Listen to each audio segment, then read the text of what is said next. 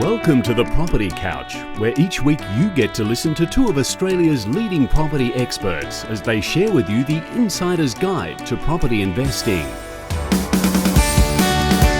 All right, folks, you're on the Property Couch, your insider's guide to property investing. I'm Bryce, Holdaway, co-host of Location Australia on Foxtel's Lifestyle Channel. And he's Ben Kingsley, chair of the Property Investment Professionals of Australia and also the reigning and current Property Investment Advisor of the Year. Hello, mate. G'day, mate. How you going? Good, good. How's that little itchy Moustache sort of top lip going? Yes, good. No, it's going very well. Day 26. So, no, all good. And fundraising? $960. Ooh. So we're going to do a little push tomorrow, and that hopefully will get us to the target. So 2,000 is the target. So we're creeping up to it. We're running out of time.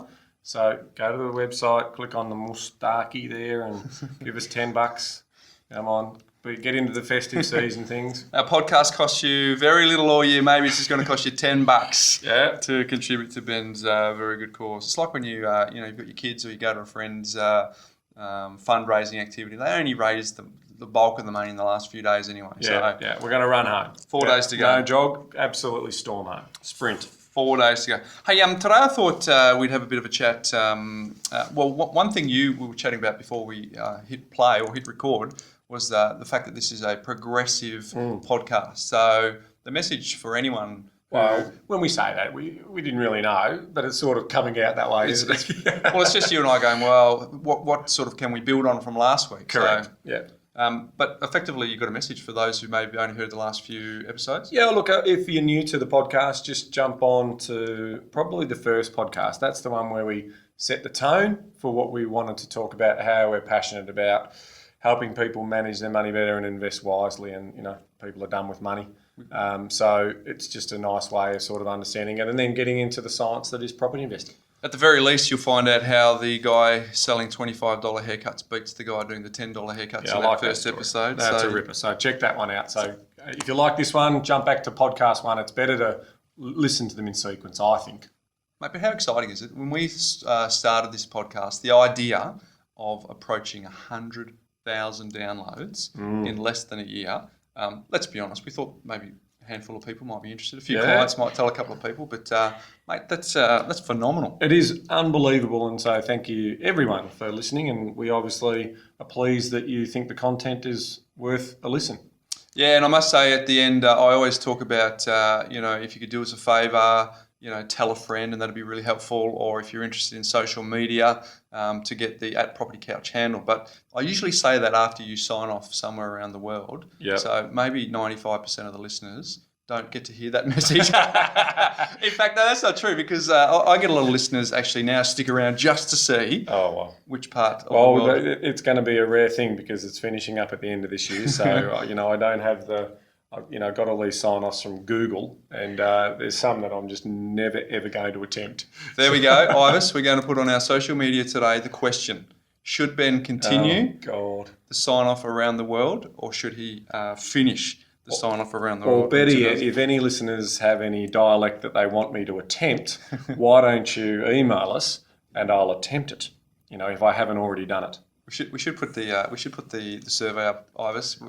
Do you want us to talk about sport, or do you want Ben to sign off around? Mainly footy, let's be honest. I don't talk about anything. I know. A lot of our female listeners are disappointed that we don't talk about sport. Did you get any Freo?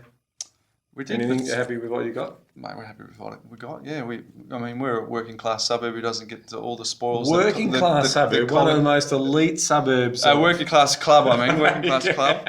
Working class club who do it the hard way. All right, folks, we're going to talk about a journey that the buyer goes on today, because I always think that, I've said it a couple of times in the podcast before, that I think most people burn a lot of energy from the point of, will I buy an investment property, to then deciding whether or not they will, because years of conditioning, what mum and dad said, grandparents paying cash for everything, all that sort of stuff. So there's this mental fog, there's this mental process that you need to go through before you decide if you're actually going to do it for the first time.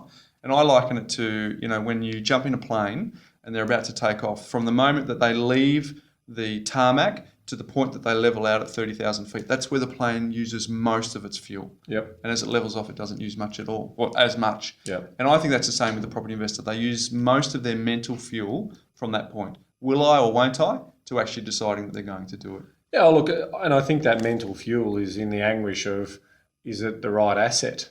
You know, I mean, ultimately, the asset selection is going to be the thing that drives home the big bucks. You know, we've talked before about what a 1% difference in capital growth can do. So no wonder there's anguish and anxiety and procrastination and everything that lives in that earlier stage.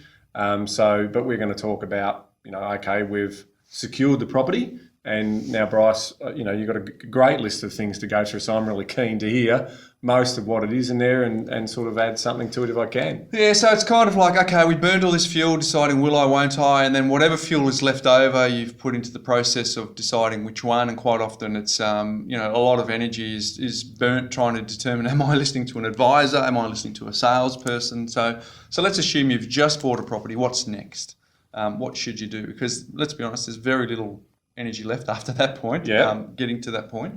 But for me, the first thing is absolutely you got to be thinking about insurance. Just signed a contract, you're celebrating that you've bought it, but you actually haven't bought it if you've bought it under a conditional contract for a start.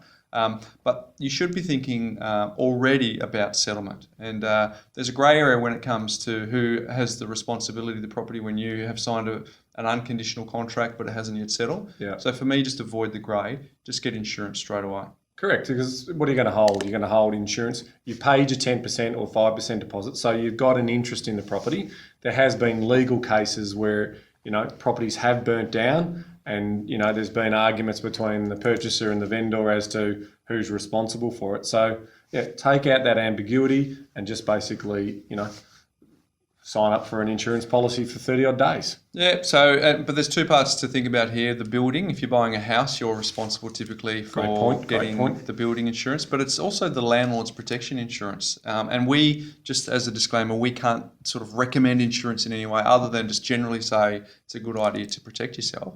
And I think that's important to know that as soon as your property goes unconditional, insure it. Because the way I think about it is if you've got a body corporate style property where it's you know, within a strata scheme or a community title, imagine you could pick that property up, tip it upside down and shake it, and whatever falls out is actually the responsibility of the owner. Think about carpets, think about air conditioners, think about light fittings, all those sorts of things. Yep. Whereas the outside of the building is generally covered by the body corporate. Yep. So that's what you need to be thinking. Okay, how do I protect those items within the property? Because to be honest, if the tenant moves in, they're going to be insuring their own couch and their own telly. Yep. But you've got to be insuring the things that they expect to be there when they move in, but not really covered under the body corporate. So there's two things to think about. Yeah, so if I've got this correct, you're sort of saying that even though the vendor might be living in it and they might be an owner-occupier, any sort of wear and tear and damage done on that, you're saying have that insured under landlord protections insurance before you move in.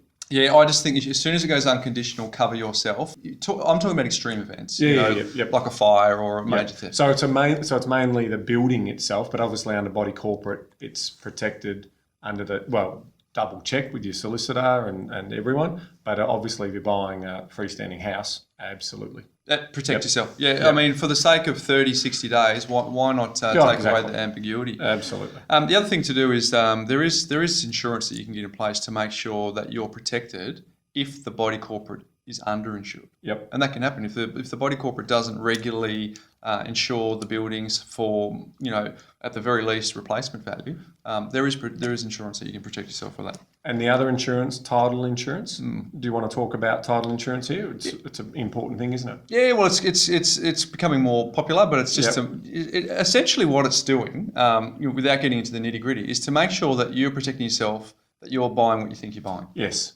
That's right. So the land is documented as the land you're thinking you're buying and so forth. I mean, we had a case for a property we bought in Ballarat which had a brick wall, and that brick wall, there was a terrible disaster in Melbourne in that CBD where a brick wall fell over and killed some people. Absolutely horrible.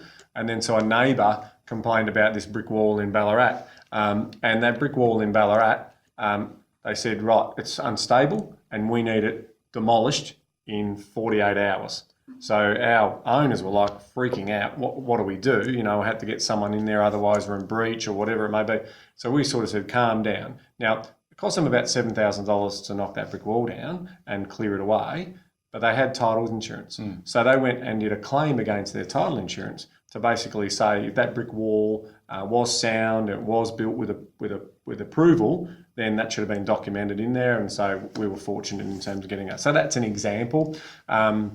Adverse possession is another one where the title boundaries aren't quite where they say they are. So check that out. Talk to your conveyancer or solicitor. Talk to your conveyancer and solicitor. My view on that is there is a point where you're overinsured. So find that nice little sweet spot where you... If it's pretty straightforward, double check. But if there's some ambiguity around, you've measured up the land size and all that with your tape and it's not that, well, it's, peace of mind. Exactly. Now, we did an episode previously with Bradley Beer from BMT and Associates, episode number 10.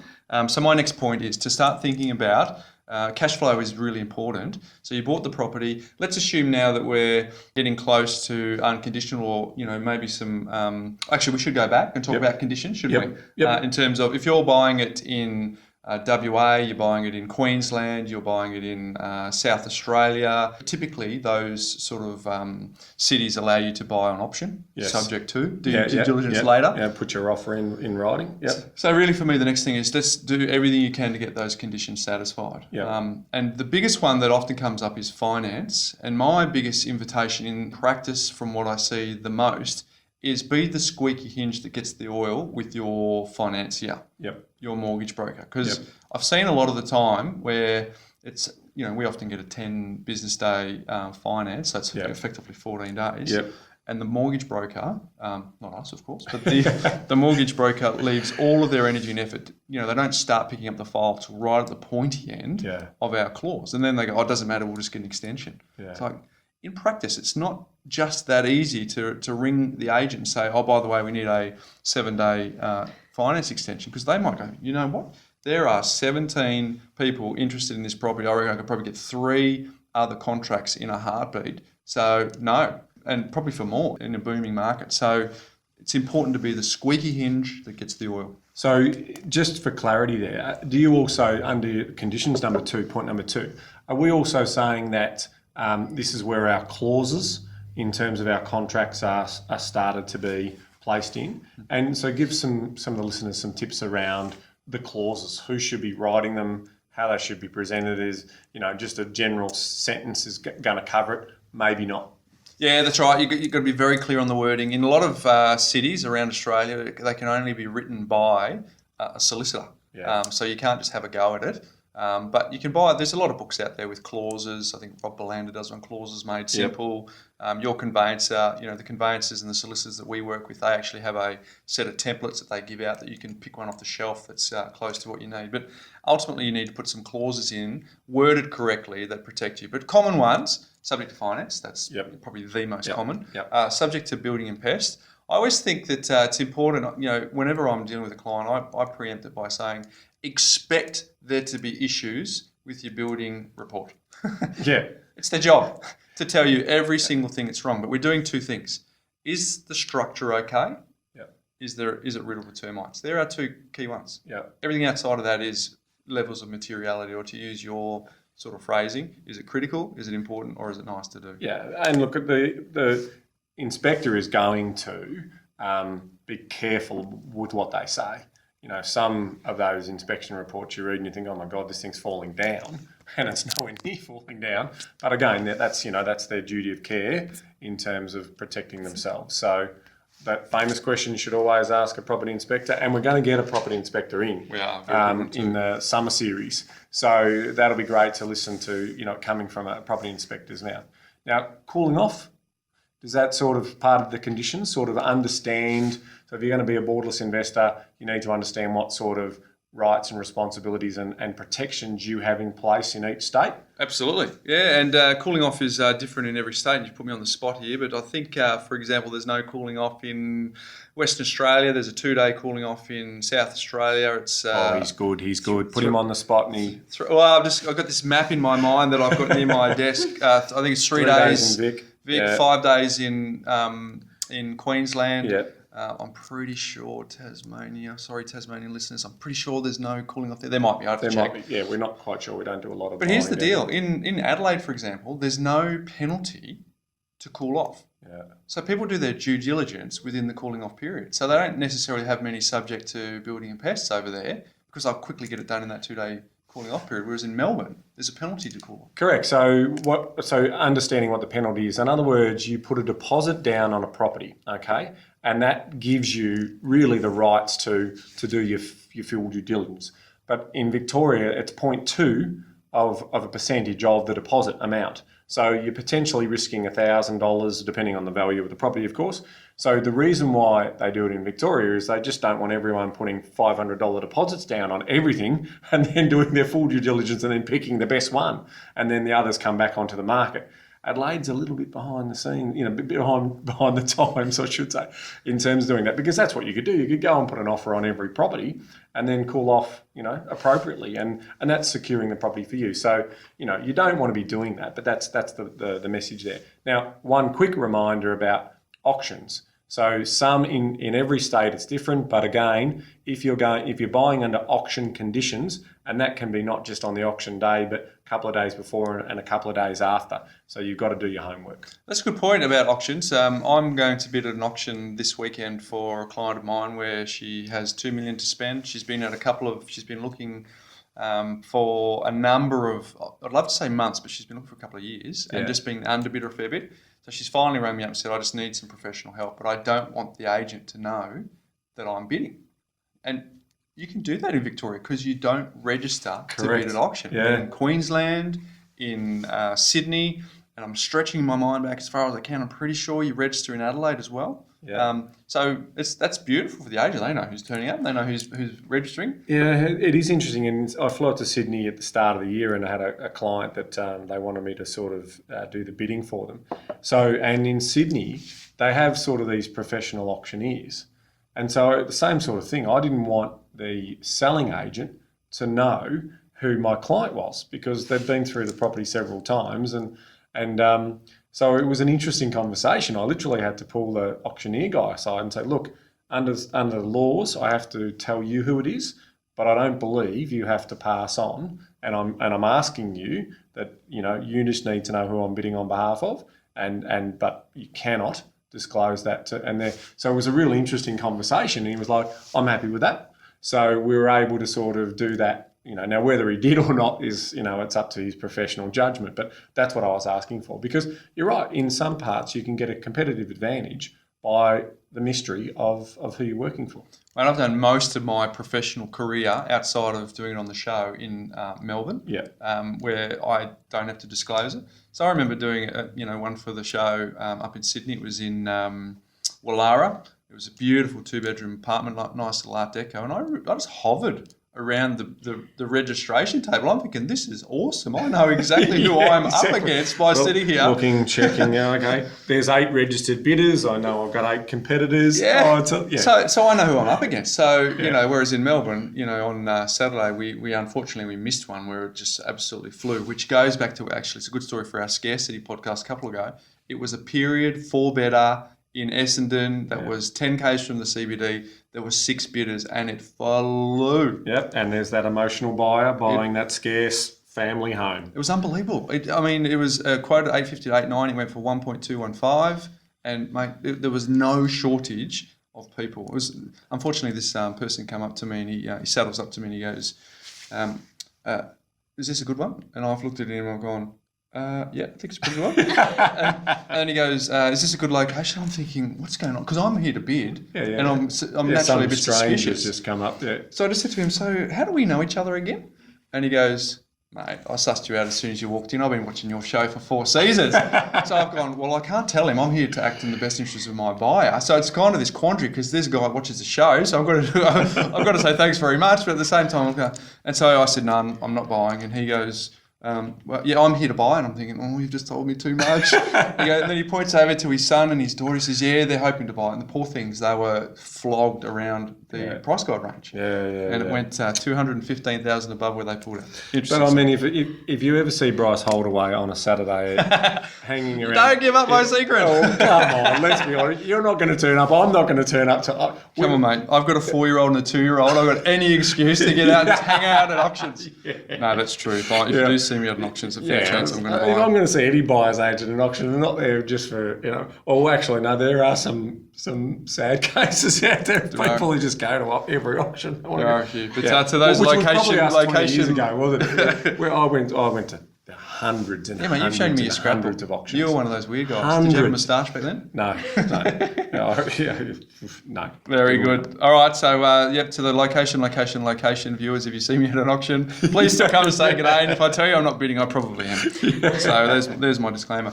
So the tip that I want to give to people is, if you're buying for an investment, the biggest anxiety that you have is from settlement to first tenant. So do yourself a favour and put some conditions in the contract. This is gold. Where you can do 3 things. 1, you can advertise prior to settlement, because unless you own it, you're not allowed to advertise. 2, you can use the campaign photos that the agent typically owns, but the owner also has rights over. Ask them that you can use those photos in your advertising prior to settlement. And 3, ask for an inspection prior to settlement. Try and get 2, but typically we only get 1, so that you can get some people through and have a look and minimise the amount of vacancy that you have. So lots and lots of people don't do that. No, I mean, I bought a beautiful beachfront property up in the Sunshine Coast for an expat client at the start of the year, and we had a lovely 120-day settlement, so that's all good. We've got the property manager. We've done exactly that. We've used the photos. We've done the advertising, but unfortunately, I couldn't get over the line that we could show people through. Yeah. So that's the stickiest one. Yeah. So right now, but I could show the potential property managers through. So that was important to me because it was a new area, and I was interviewing property managers to go through it. So we've got our property manager. So that has been a bonus. But so now we've got a wait list of people, and I think we settle on the 1st of December. So ultimately, we shouldn't be too long that it's not vacant. Vacancy is your biggest cost, which leads into my... I've got another one before that. Point number 3? Point number 3 for me is get a QS report. We had Brad Beer, episode 10. He's only one of a number of quantity surveyors out there. We're not sort of necessarily endorsing one over another. Brad's a friend of the couch. He's a friend of ours. Runs a very, very good quantity surveyor's business. So the quantity surveyor does a depreciation schedule. So that's probably what most of the listeners, if you're new to listening to and in property investing, it's called a depreciation schedule. And the only people who can do one is the quantity surveyor. And most people fall into the trap of thinking, the accountant will cover that. The accountant won't leave their chair to look at your property to make sure that you're maximising. You're going to bring your receipts, and they're going to give you the maximum allowable by law by what you give them. Quantity surveyor is going to walk into the property, and they're also going to make an assessment on the capital works or the building. Absolutely. And even anything that's built post 85. 87. Is it 85 to 87? Where it's a sort of 18-month period. Yeah. So anything prior to that, you don't get a lot on the building, but stuff that's been done since then does get done. So your quantity surveyor will check that out. This is not an infomercial forum, other than to say if you're an investor, cash flow is important, and you need to maximise it. Absolutely. And so, we're flying through these. We might have to do a second part because there's plenty to still go. We've got these 8 wonderful things we're going to go through. So what's number 4? For me, it's start thinking about your property manager. And it's important to understand that the biggest expense you're going to incur, bar none as a property investor, is a vacancy. Yep. Bar none. So you need to be getting a property manager who is huge on service rather than chopping on fees. I can't sort of say more that don't get caught in there. This is doing 5.5%. Yours is 7.7. Yours is 9.9. That's irrelevant because a vacancy will cost you more than that little haggle that you're doing. Correct. On several fronts. So pay peanuts, get monkeys, basically. And in the property management space, if you are on a very, very cheap rate, you still got to ask, what are they compromising on? Are they only doing inspections once a year? Are they not doing quarterly or 6 monthly inspections? that's important. This is your asset we're talking about. So, Or their ratio's too high. yeah, that's right. Or they're by ratio, what Bryce is referring to is a great property manager ratio should be around 100 to 1 or 150, depending on how skillful they are. But anything above that, basically what's happening there is they're going to say, well, I'll do 250, do them real cheap, but give you crap service. So when you finally need to call and ask them to do something, you get a quick professional response from those people who have got the resource in there, as opposed to chasing, and then it's almost like you're being the property manager in the first instance. For the novice investor or the first-time investor, it's good to understand what property management business models look like. Basically, the bank will lend the business owner against the value of their mortgage rent roll. Yep. So for every management that they get, that could have a value of, call it 1,500 to 3,000 depending. Yes. And it kind of keeps the lights on. They just get this residual income. So it's important to discern as a property manager that you want them there for you to get service and to get value for your asset, not for you to just be another notch on the belt so that they can have a higher value asset which forms part of their retirement program. So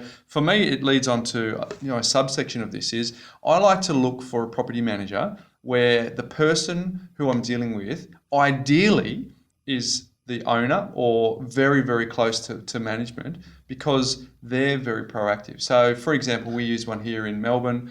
She owns and runs the business herself, and it's all she does is property management. Yep. Carolyn is one of them. Yep. There's another one that we deal Simone, with. who we deal with as well. Yep. So, and it's no secret that Carolyn's clients love her. There's no secret that Simone's clients love her. I've met Prue Muirhead over in South Australia. Her clients love them. And the common denominator is that they're not building this asset for their retirement. They're actually engaged in helping their clients get best outcomes. And the asset thing is just a byproduct of what they're doing. Correct. So I love that statement around them being sort of close to ownership or having some skin in the game, because traditionally the best ones we've found are the ones who specialise in just property management and don't do any selling.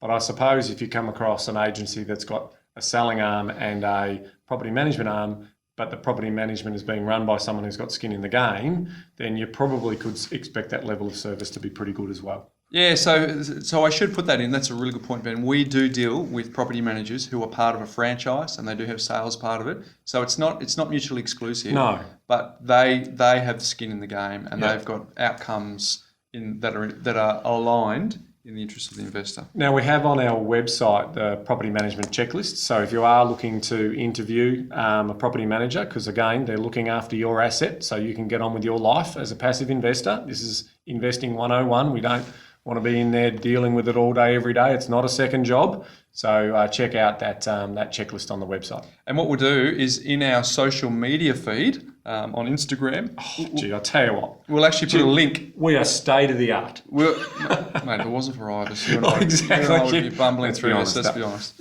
So we'll put a link in one of our social media feeds as Ibis gives me those big eyes going, what are you talking about?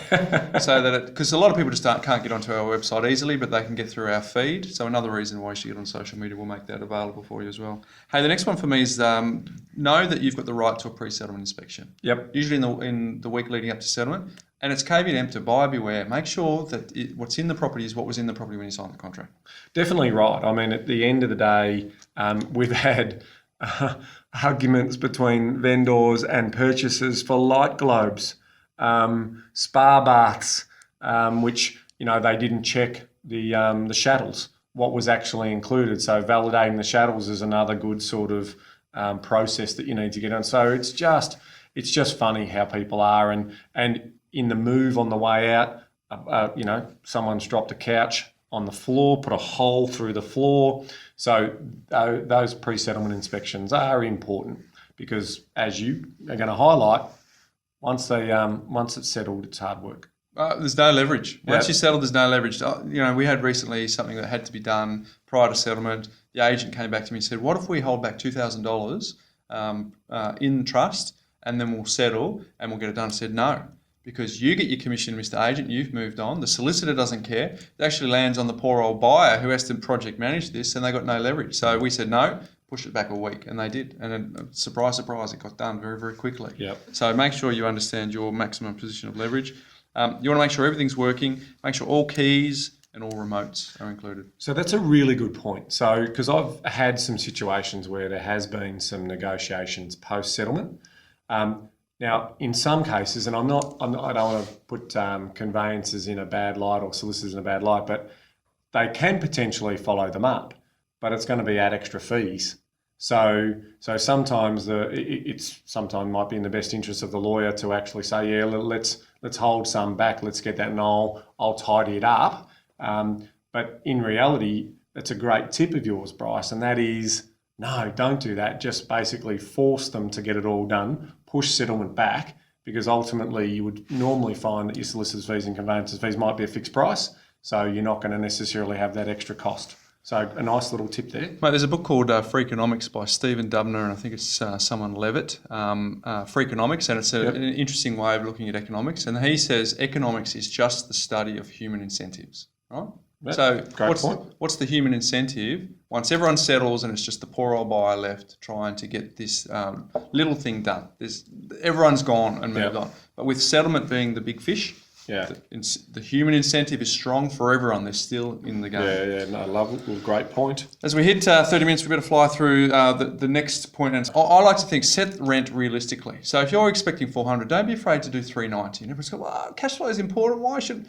If you drop it $10 to market, you'll get a bigger pool of people who are interested, which gives your property manager more choice to choose the best one, who's likely to stay longest or who's likely to treat your property the best and minimise vacancy. So kind of thinking net, $10 now means that I have a better chance of minimising any cost down the track. So for me, every week that you're vacant, you're discounting 100% anyway.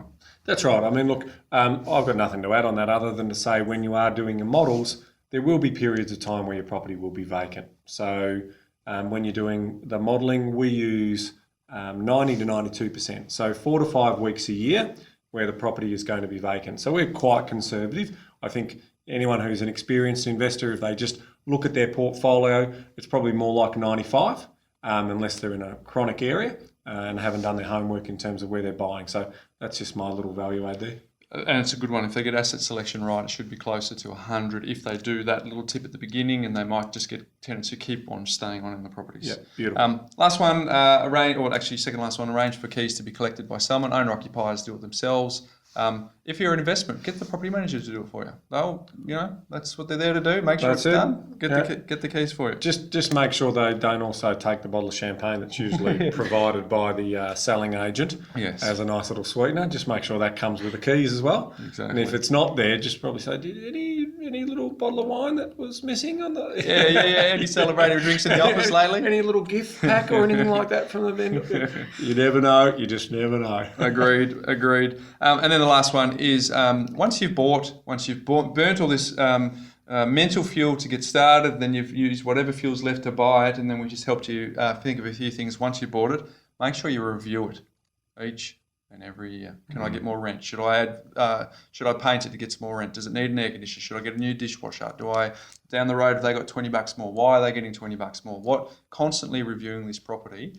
In the book, we talk about each property should have 10 hours per year. Yeah. A couple of hours of those 10 hours should be thinking about how can I proactively get the best out of this asset. Yeah, so when you get your quarterly or 6 monthly inspection report from your property manager, have a conversation with them. That's the time, as I refer to as peek over the fence and see how it's all going. Make sure, let the tenants, don't interrupt their lives, let them live, but are they happy?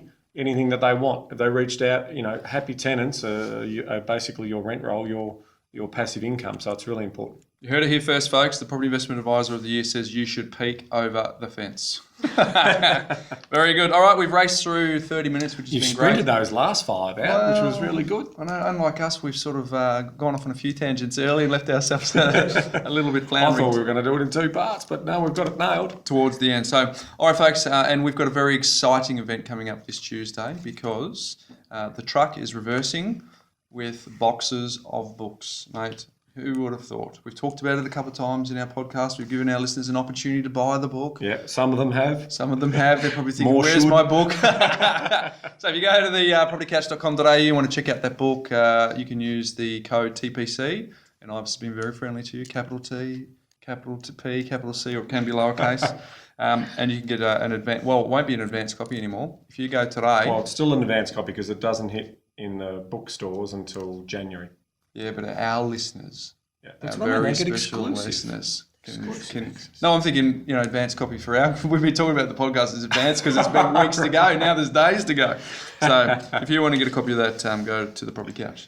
So there you have it, folks. What do you need to think about? What's the book called again? I wouldn't know. It's about long ago. I think we know it.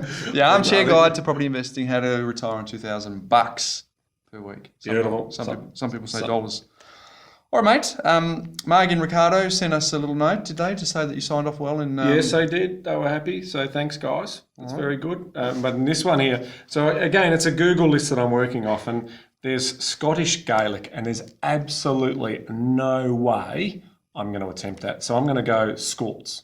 I don't know what dialogue it is, but it's just Scots. That's it. The sign off. So that's the language. Oh, no, you even said it Scottish there. Now I'm gonna try and do it in Scottish accent. Okay, so here we go. There's a few to go. The first one is goodbye. The second one is bye. The third one is bye for now. And the fourth one is see you later. See you later. See you later. I'm impressed. Any Scottish And a little bit of listeners? Scottish accent there as well. We've got one client who's Irish, so he might give us some feedback. I know Stephen Fox, but there you go. It's a moonlick. Mate, I'm impressed. There's You no like that French one? undertone. I actually like think that that you one? could pass. So if you're looking for Ben, he'll be in a Scottish pub later on tonight. For the rest of you, we will see you next week. Thanks for tuning in, folks. Bye for now.